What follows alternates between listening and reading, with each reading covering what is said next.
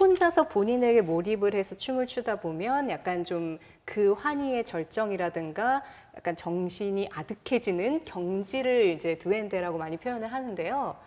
저는 그걸 느껴봤다는 플라멩코 댄서를 지금까지 만나본 적은 없었어요. 그렇죠.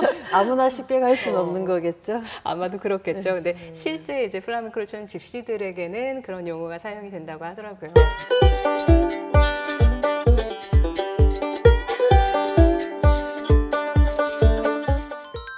안녕하세요. 인형 속의 문화가 알록달록 만들수다. 오늘 스페인 편으로 찾아온 저는 진행을 맡은 신혜림입니다. 그리고 오늘도 옆에 저의 오늘 이야기와 또 여행을 도와주실 두 분의 선생님이 나와 계시는데요. 먼저 진호 선생님부터 인사 부탁드릴게요. 네, 반갑습니다. 저는 세계인형박물관 학예사 진호입니다. 반갑습니다. 저는 피나포 작가 신디홍입니다. 자, 오늘 우리가 스페인에 가겠다라고 말씀을 드리고 완벽하게 지금 드레스업을 하고 왔습니다. 저희의 컨셉을 보면 스페인의 어떤 평상복 같은 느낌, 네. 그 패턴이 굉장히 화려한 무늬의 원피스 정도고, 제가 지금 입고 있는 이 옷은 약간 스페인에서 이제 플라멩코라든가 세비야 지방에서 이제 전통 축제를 할 때, 그럴 때 많이 입는 옷이고요. 그리고 우리 신지 선생님 의상은 진짜 완전 집시 의상. 네. 그냥 스페인의 집시 하면 바로 떠오르는 네, 그런 네. 느낌인데, 네.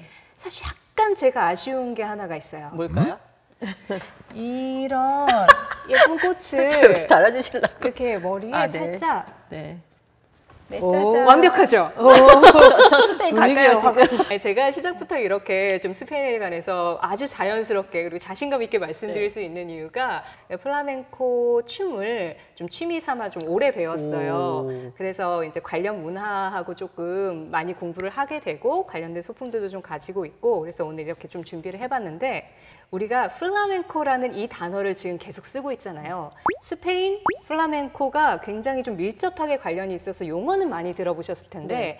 정작 플라멩코가 정확하게 뭔지는 좀 잘 모르시는 분들이 많으실 것 같아요. 진호 선생님께서 설명을 좀 해주실까요? 네, 스페인에서 옛날에 집시들이 추기 시작한 춤이죠. 이제 스페인 땅에 옛날에 이슬람이 지배를 하고 있었던 거예요. 모어인이라고. 스페인이 이제 나중에 1492년에 이제 레콩키스타라고 재정복이라고 해요. 원래 자기들 땅을 되찾으면서 지금 우리가 아는 스페인이 된 거잖아요. 그 전후에서 집시들이 인도 북부에서 와가지고 정착을 하게 돼요.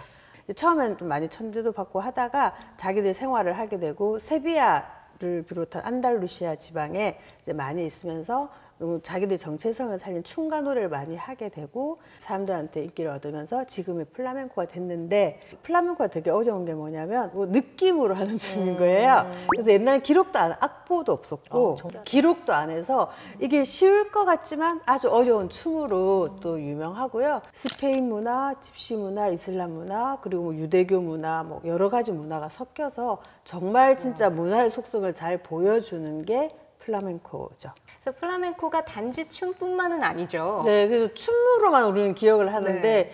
이게 춤과 노래와 기타 연주를 합쳐서 플라멩코라고, 그래서 종합예술이라고 용어가 또 다 있죠. 뭐 노래를 하는 사람을 깐떼라고 부르고, 네. 춤을 추는 사람은 발레라고 부르고, 기타리스트는 이제 기타리스트인 거고, 그런 문화가 다 같이 모여서 한 무대에서 보여드리는 걸 플라멩코라고 많이 하는데요. 자, 이렇게 플라멩코에 대해서 이야기를 말씀을 드렸는데, 지금 파울라 레이나가 입고 있는 이 의상이 우리가 스페인 플라멩코 했을 때 좀 바로 떠오르는 그런 느낌의 의상이죠. 네. 김태희 의상. 아, 맞아요, 맞아요. 그래요, 맞아요. 옛날 플라멩코. 광고에. 네, 그 광고로 기억하시는 분들이 많으세요. 그 플라멩코 잘 모르니까 그냥 이미지로만 일단 검정과 빨강, 뭐 정열, 열정 뭐 이런 느낌만 있어가지고, 네, 그 사진을 보고 그런 느낌으로 제작을 했습니다. 이거를 티어드 스커트라고 이제 전문 용어를 하는데요. 이렇게 보시면 잠깐 제가 원래 이제 드레스잖아요. 지금 선생님이 입으신 거. 근데 이게 제가 자료들을 보니까 이 바디가 사실은 굉장히 밑에까지 되어 있었거든요. 그래서 그거를 표현하려고 했는데 이 친구가 워낙 아기아기해가지고 그게 좀 아쉽긴 한데, 총 아마 3겹 해가지고 이렇게 층으로 된 티어드 스커트 스타일로 지금 제작을 했고요. 요거는 이제 부채를 선생님이 이제 의상 제작을 다 했는데 진경 선생님이 전화 주셔서 있어서 이렇게 숄과 부채를 하면 더 좋겠다 말씀을 주셨어요. 그래서 그 인형 부채를 팔더라고요. 한국에. 그래서 여기 사실은 깃털이 달리고 그 부채춤프인데 그걸 사다가 띄어가지고 요거와 네. 같은 원단으로 이렇게 또 색깔을 맞추셨네요. 예, 색깔을 맞춰봤고요. 그다음에 요 숄 같은 거는 이렇게 술만 붙여서 이렇게 숄로 했습니다. 그래서 숄 근데 원래 하나요 이게? 네, 아주 잘하고요. 아, 네. 춤을 출 때도 사용을 합니다. 그래요? 심지어 예, 숄을 이렇게 들고 돌리거나 맞아요. 예, 예, 그런 식으로 이제 모양을 내는데 그래서 숄을 걸치고 춤을 많이 추기도 하고요. 부채 역시 춤을 출 때 굉장히 중요한 소품이기도 해요. 스페인에 놀러 갔을 때 사온 거였는데 느낌. 이렇게 오. 해서 이 부채를 이런 식으로 돌리는 식으로 춤을 출 때 많이 이용을 해요. 그럼 부채가 소품인 거네 네, 춤추면서. 그렇습니다. 그래서 부채, 그리고 숄, 그리고 대표적인 게 캐스터네츠. 아, 맞아요. 제가 오늘 들고 오진 못했는데 네네네. 캐스터네츠를 이렇게 연주를 하면서 같이 또 춤을 추는 그런 장르들이 본것 있어요. 같아요. 제가 지금 장르라는 말씀을 드렸어요. 팔로. 우리가 사실은 플라멩코 하면은 그냥 단순한 이미지적인 느낌이 좀 강하지 어떤 음악인지 뭐 장르가 또 있나 이런 생각이 드는데 이 장르가 상당히 많죠, 플라멩코 안에도. 네, 50에서 100가지로 보는데 장르를 이게 플라멩코에서는 팔로라고 하더라고요. 지금 되게 경쾌하고 밝은 거에서부터 무겁고 한스러운 정서를 표현하는 것까지 다 있는데 플라멩코 자체가 엄청 밝고 화려한 춤일 거라고 생각하시는데 알면 알수록 아니에요. 되게 깊은 삶의 고독을 얘기해야 그래요? 한다고 하나? 오. 예, 그래서 사실은 어떻게 보면 그럴 때 입는 옷은 또 이렇게 밝은 옷은 아니에요. 예. 근데 이게 워낙 대표적이어서 이 옷 이름이 있죠. 의상 중에 그 굉장히 뒤에가 긴 의상이 있어요. 네네네. 길게 트레이닝을 길다고 웨딩 나오는 드레스처럼. 부분을 이렇게 발로 치면서 추는 춤이 또 있거든요. 정말요? 그런 거를 바따 데 꼴라라고 불러요. 네? 바따가 치마, 봤다. 꼴라는 꼬리. 꼬리. 바따 데 꼴라. 꼴라 하면은 바따 데 꼬리가 긴 치마. 그래서 사실은 아까 전에 이 치마가 프릴이 좀 이렇게 일반 드레스처럼 네. 나와서 좀 아쉽다라는 말씀을 네. 하셨는데 그렇다면 우리 뒤를 잠깐 볼까요? 네. 아, 네. 이제는 제가 알죠. 네. 익숙해지셨어요. 저기 플라멩코 네. 무용수들이 있는데요. 저 위에 있는 인형 같은 경우에는 치마가 뒤쪽으로도 네. 좀 많이 길어요. 좀 더 기네요. 완전한 바타데콜라 스타일의 치마는 아니긴 하지만 좀 치마를 네네. 프릴을 풍성하게 그렇게 많이 사용을 하죠. 사실은 막 저런 옷을 입고 춤추다 보면 치마가 걸리니 다 끌리고 먼지 날리고 제가 이제 취미로 춤을 추다 보니까 이런 옷을 입고는 거의 춤을 추지 않아요. 실제로는 이쪽에 더 가까워요. 아, 그래요? 네. 그러니까 숄이 필요하면 숄에 티셔츠에 그냥 편한 치마 예, 이렇게 저 입고 모르고 그냥 막. 제가 말씀드렸잖아요. 네, 네. 오늘 완벽한 집시십니다. 네, 감사합니다. 끝까지 감사합니다. 아까 진호 선생님께서 말씀하신 대로 이렇게 축제에서 화려하게 입고 추는 그런 장르가 또 따로 있고 좀 약간 어두운 색의 정말 선이 좀 많이 드러나는 그런 옷을 입고 한스럽게 추는 그런 춤들도 있는데 왜 이렇게 한스러움이 있는지에 대해서 네. 진호 선생님 좀 설명을 해주세요. 네, 아무래도 이제 집시의 생활을 반영하는 거였겠죠. 이제 주주는 아니니까. 또 한때는 되게 천대도 받으면서 이제 그런 삶이 녹아 들어간 거라고 봐야죠. 이 세비야의 밝은 분위기가 좀 많이 섞이기도 했는데 그 집시들한테 흐르는 그 한의 정서가 그래서 그런 얘기 되게 많이 하세요. 한국의 뭐 창하고 비슷하다는 얘기도 많이 노래 관련해가지고 좀 이해가 될 것 같아요. 사실은 저는 진호 선생님 말씀하신 대로 우리나라 창하고 훨씬 더 좀 가깝다라는 느낌을 많이 받는 게 탁성.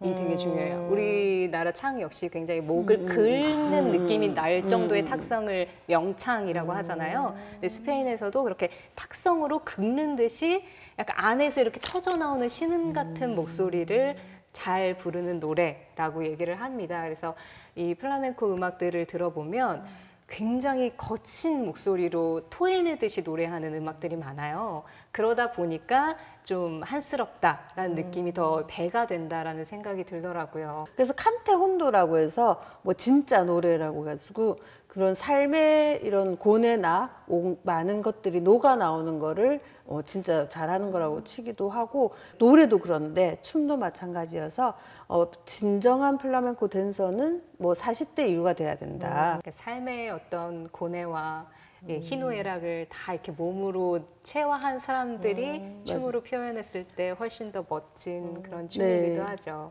플라멩코는 기본적으로 혼자 추는 춤입니다. 동무가 기본이고요. 이제 쇼적으로 보여줄 땐 군무도 추기는 해요. 혼자서 본인에게 몰입을 해서 춤을 추다 보면 약간 좀 그 환희의 절정이라든가 약간 정신이 아득해지는 경지를 이제 두엔데라고 많이 표현을 하는데요. 저는 그걸 느껴봤다는 플라멩코 댄서를 지금까지 만나본 적은 없었어요. 그렇죠. 아무나 쉽게 갈 수는 없는 거겠죠. 아마도 그렇겠죠. 근데 실제 이제 플라멩코를 추는 집시들에게는 그런 용어가 사용이 된다고 하더라고요. 그래서 사실 플라멩코 댄스를 보시면 뭐 이런 화려한 의상도 좋고 뭐 부채, 숄 이런 상체에서 시선을 사로잡는 것도 많지만 그래도 대표적으로는 발이라고 할 수가 있어요. 발소리를 악기처럼 내면서 다른 악기들하고 어우러져서 음악을 만들어내는 게 댄서가 하는 역할이기도 하거든요. 근데 그 발구름을 생각보다 굉장히 빠르게 하고요. 그 발구름을 음악과 같이 절정으로 막 쌓아 올라가면서 터뜨리는 부분들이 항상 있거든요. 그래서 제가 방송 중에 정말 죄송합니다만 신발을 잠깐 벗겠습니다. 아, 보여주신다고? 궁금해요. 이게 어머, 이제 너무 예쁘다. 플라멩코 네. 춤을 출 때 사용하는 신발인데요. 너무 예쁘다. 제가 오랫동안 써서 이렇게 많이 에이징이 와. 됐어요. 뒷면을 보시면 여기 치. 앞코에 못이 있고 네네네. 뒷굽에 또 못이 있죠. 그래서 플라멩코를 처음 배우시면은 이 발소리 내는 법을 꼭 배우셔야 되는데 이 앞쪽 못이 바닥에 닿으면서 나는 소리, 뒤쪽 못이 바닥에 닿으면서 내는 소리가 다 다르게 사용이 돼요. 그리고 전체가 나는 소리, 네네. 여기 이 코만 이용하는 소리, 이 발소리로만 한 4-5가지의 표현을 할 수가 있는 거죠. 그래서 이걸로 리듬을 만들어내는 게 사실은 플라멩코 춤이고 막상 배우면 이 발에 굉장히 스트레스를 많이 받게 돼요. 네. 발소리를 제대로 네, 내는데. 너무 예쁘다. 근데 이게 또 저도 진짜. 이거 보면서 무슨 생각했냐면 많은 문화권, 많은 소품 뭐 이런 것들이 자연스럽게 녹아 들어간 것도 참 드물지 않을까 그 생각을 했어요. 처음에는 악기도 없이 시작했다가 이 음악에 어울리는 악기들이 들어오기도 하고 그런 식으로 지금도 발전하고 있는 문화라는 생각이 들어요. 혼자서 추는 춤이지만 네. 그렇기 때문에 우리 각자 사실은 다 혼자잖아요. 그쵸. 그래서 사람들한테 더 공감을 받을 수 있는 요소가 그 안에 있지 않나. 그러다 보니 스페인이라든가 이 플라멩코에 대해서 조금 더 알아보신다면 나도 혼자이고 너도 혼자이기 때문에 공감할 수 있는 부분이 굉장히 많은 문화라고 그런 생각이 또 들어요. 근데 중요한 게 빠졌어요. 선생님 춤을 봐야죠. 맞아요. 저 그게 아니면 저는 좀 이렇게 배워보고도 싶고 그냥 배우는 것까지는 아니도 따라해보고 지금 싶은 선생님 사실 어제 공연까지 네, 마치신 그러셨다고 저도 들었습니다. 네, 제가 지금 이 녹화를 하기 바로 전날에 네. 소극장에서 네. 아주 그러니까. 적은 인원으로 그동안 배웠던 걸 좀 보여드리긴 했는데요. 간단하게 따로 조금 보여드릴 수는 있지만 일단 여기에서 마무리를 일단 해보죠. 네. 사실 우리가 지금 4편까지 왔잖아요. 네. 근데 오늘이 마지막 편이라면서요. 어떻게 이럴 수가 있나요? 이제 막 이제 적응하고 있는 그러니까요. 이제 막 좀 할만한데. 그러니까. 네, 스페인 편으로 마지막으로 인사를 드리게 됐는데요. 또 근데 이런 기회가 분명히 저는 있을 거라고 생각을 해요. 네. 만들 수다는 여기서 끝이 아니겠죠. 네, 네. 네. 진 교수님 맞죠? 여기 세계 인형 박물관에 네. 계시고 또 네. 여기 주관을 하시다 보니까 네. 제가 계속해서 좀 네. 압박을 좀 드리면서 네.